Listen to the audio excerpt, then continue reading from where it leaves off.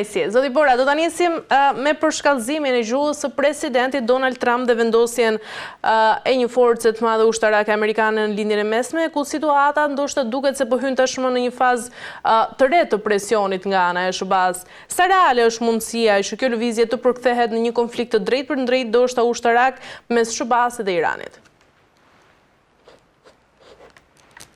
Presidenti i Amerikës, Donald Trumpi, vërtet vetëm një luftë ekonomike jo, edhe një luftë botërore gatikisht anës e botës, ka një strategji shumë të fortë, vetëm në pjesën në luftën e Ukrainës me Rusin jo, edhe në luftat që ka në Suri ose në Irak, në lindjes e mesme, dhe tani me Iranin ka vazhduar. Irani ishte ndryshuar regjimi kja të kohë, vërtet shumë me këta militanët, me Hamasin, me çdo ekstremistët, atje një terrorizm kundërshtar i laikizmit ashtu po vazhdonte, edhe Donald Trumpi ose Izraeli nuk do të jetë një Iran i fortë në botë, sepse edhe bomba atomike, edhe forcat atomike, ushtrisë, çdo gjë, edhe luftët me materiale kimike po provohen nga Irani, edhe kjo është rrezik, vetëm jo për Amerikën, për të gjithë Evropën edhe për të gjithë botën. Prandaj Donald Trump i mori një aksion, atje një revelacion vetëm atje iniciativin për mendimet e mia, me ushtrinë, me luftë, nuk e mori më përpara, si i bombardoi Izraeli, tha një ngritje nga popullsia me popullin, të bëjmë një aksion, edhe regjimin, sistemin ashtu të ndryshojmë. Vetëm kjo shumë keq u bë sepse me mira veta që kemi marrë, i kemi mësuar, edhe të gjithë bota i ka mësuar, edhe i kanë shpërndarë nga linkët në internet ose nga televizorët. Shumë një kohë, një situata e rëndë.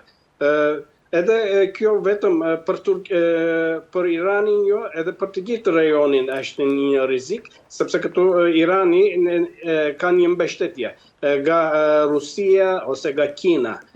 Vetëm këtu rreziku më i madh për kush është, për mua mendoj për Turqinë, sepse kjo lufta ose po vazhdoj, edhe më keq po erdhi, edhe ushtria ose bombardimi po filloi, nga Irani shumë një popullsi, refugjatët ose njerëzit të kalojnë nga të gjithë anët, ku është kufia, Irani, Turqi. Edhe këtu 85 milion turk, popullsi turk, të trazohet, të ngatrohet, kysh u ngatruan me Irakun, nga Iraku edhe nga Suria në të tjerëdën, ose nga Afganët, edhe një popullsi shumë të madh nga Irani të vije, edhe kjo ekonominë të tapishë, pandaj kjo është një rrezik. E qartë. Ndërkaq, zoti Bora, Turqia është një aleat i NATO-s, por njëkohësisht mban edhe marrëdhënie të ndërlikuara me Iranin. Cili është roli konkret që mund të luajë Turqia në këtë përballje të re pra mes Washingtonit dhe Teheranit?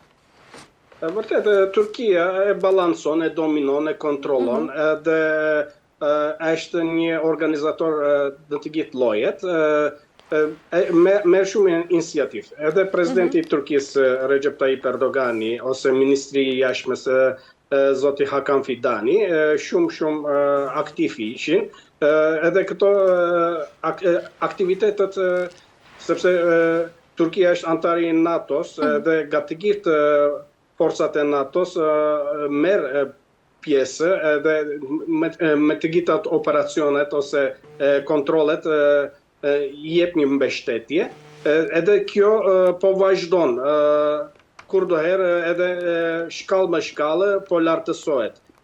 Vetëm fondet amerikanet ose fondet e Bashkimit Evropian e dominon këto operacionet, sepse nesër pas nesër me këto fondet sa të vinë për Turkinë, ose sa të vinë për këto mbështetje për këto operacione, Turkia do të marrë më shumë iniciativë. Në Davos, kur u takuan në samitin ekonomisë dë 19-23 janar, edhe atje u hapë një komisioni pakjes botëror, edhe Turkia, Shqipëria, Kosova, të gjithë morën pjesë edhe filluan atë deklaratën, firmosën atë deklaratën, edhe atje një mbështetje shumë veçantë ishte, sepse Turkia, Shqipëria, Kosova vërtet do ta dominojnë rajonin e Ballkan. Pas asaj edhe samiti i pakjes të Stambollit u bë, të gjithë ata ministrit të jashtëmës nga të gjithë anët, nga Shqipëria, nga Kosova, nga të gjithë anët erdhën në Turki, edhe në drejtimin e zoti Hakan Fidanit, ministri i jashtëmës të Turkisë, me urdhrit të Recep Tayyip Erdoganit. Samiti i parë 6 muaj më përpara ishte bërë, samiti i dytë në Pallasin e Çiran, shumë mirë vazhdoi edhe shumë mirë kaloi. Këtu zonja Sipiropali edhe zonja Donika Garvala shpesh morën shumë iniciativë edhe mbështetje nga Turkia edhe për bashkëpunimin, për operacionet, për çdo gjë në Ballkan e firmosën atë bashkëpunimin ose deklaratën të pakjes. Edhe mirë të shkoj sepse për Ballkanin kemi një problem. Kjo nga të gjithë bota e ditë. Rusia e kontrollon e dominon Serbinë. Serbia ka endrat shumë të mëdha, vetëm ato mbeten si ëndër. Sepse Shqipëria, Kosova ose të gjithë shqiptarët në Ballkan nuk janë vetëm Amerika të jetë, Bashkimi Evropian të jetë, të gjithë janë me Shqipërinë, me Kosovën, edhe Turkia nga këtë po jep atë mbështetjen, sepse kemi një bashkim historik, edhe kjo vetëm me ekonomi jo, edhe me ndihmën ushtarak, edhe me projekte, me ndërtime, me çdo gjë, po vazhdon Turkia me Shqipërinë afërsisht 1.5 miliard euro tregëti ka, me të gjithë rajonin Ballkan 8.5 miliard euro një tregëti ka për vit, edhe kjo për ditë po lartësohet, edhe Turkia kur do erë do ta jap këtë mbështetje. E qartë. Zoti Pora, nga ana tjetër, presidenti Erdogan ka ndjekur shpesh një politikë të pavarur nga SBA-ja sa i përket çështjeve rajonale.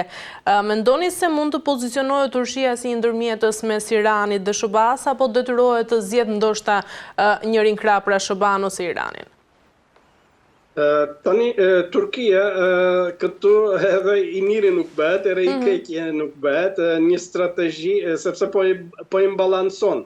Vërtet, Turkia është aleati i NATO-s, është antari i NATO-s, vetëm edhe nuk do ta prishë edhe atë miksin me Iranin, sepse afërsisht 3 miliard euro zyrtarisht një ekonomika, këto janë vetëm ekonomi që janë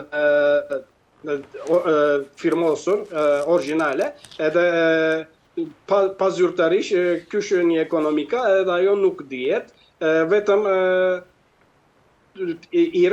me Iranin, derisa të filloj kjo bashkimi, ose kjo lufta, po të mos dale, edhe sistemi ose regjimi po të mos ndryshohet, Turkia do të ketë një avantazh.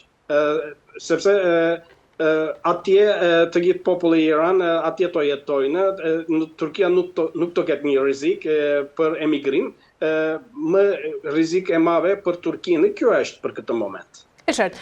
Ndërkaq zoti Bora, nëse tensionet përshkallëzohen, baza ushtarake amerikane në Turqi dhe bashkëpunimi brenda NATO-s marrin një rëndësi tjetër të veçantë. Sa e gatshme është në këtë moment Turqia të mbështesë realisht një operacion amerikan kundër Iranit? Tani Turkia vërtet shumë vjeçare, Turkia ka zonat forcat e Amerikës në Adana, në Incirlik, ose në zonën e Irakut ose në zonën e Surisë, edhe kurdoherë ato operacionet, ato avionet ushtarak nga ajo zona ngrihen, edhe tani ushtria e Turqisë është forcuar këto vitet e fundit edhe me dronet edhe me teknologjinë më të fundit, me satelit, me çdo gjë. Edhe Amerikës kurdoherë i jep mbështetje. Edhe Amerika kështu një shans ka, nga Turqia ose nga Azerbajxhani, ka një ndihmë, ka një mbështetje, edhe ashtu do të vazhdoj, ashtu do të kaloj, ashtu po pres. E qartë. Ndërkaq, zoti Bora, duke pasur parasysh dhe presidentët në Irak, Siri dhe Afganistan, opinioni publik ndërkombëtar ndoshta është skeptik ndaj një ndërhyrje ushtarake. A ka shubaje sot legitimitetin ndërkombëtar për një ndërhyrje të tillë ndaj Iranit? Për këtë moment, një operacion për forcat speciale ose një forca ushtarak nga çdo anës të Amerikës, nuk besoj, vetëm këta legionerët ose këta forcat e NATO-s, kysh një ndihmë i japin, edhe disa nga ato anijet ushtarake amerikane, kysh një mbështetje i japin në këtë operacion, koha do ta tregoj, vetëm për këtë moment më përpara kysh bombardoi Izraeli, ashtu një operacion po pres. E qartë. Mirë, zoti Bora, kalojmë tek Ukraina, Rusia dhe Ukraina. Presidenti i Ukrainës, Volodymyr Zelenski, ka deklaruar se është tashmë i gatshëm të negociojë çështjet e vështira drejt për drejt me homologun e tij rus Vladimir Putin, me shëllim këtu pra arritjen e një marrëveshje për të dhënë fund luftës midis të dyja vendeve. Duke qenë, zoti Bora, se presidenti Zelenski shpreh gatishmërinë për negociata direkte me homologun e tij rus Vladimir Putin, sa reale është kjo si një mundësi diplomatike dhe çfarë sinjali i jep ndërkaq dhe komunitetin ndërkombëtar? Vërtet, tani Zelenski do të mbaroj luftën, vetëm Putini atje ato minerat ose ato humbjet ekonomike i kërkon nga Ukraina, edhe Trumpi ka një strategji tjetër, do ta pacifizojë komunitetin evropian, bashkimin evropian, të jetë lojtari në këtë loje, kita do dominoj edhe kështu të vazhdojë. Pandaj për këtë moment unë po pres fitim ose fitim, sepse Rusia po e mori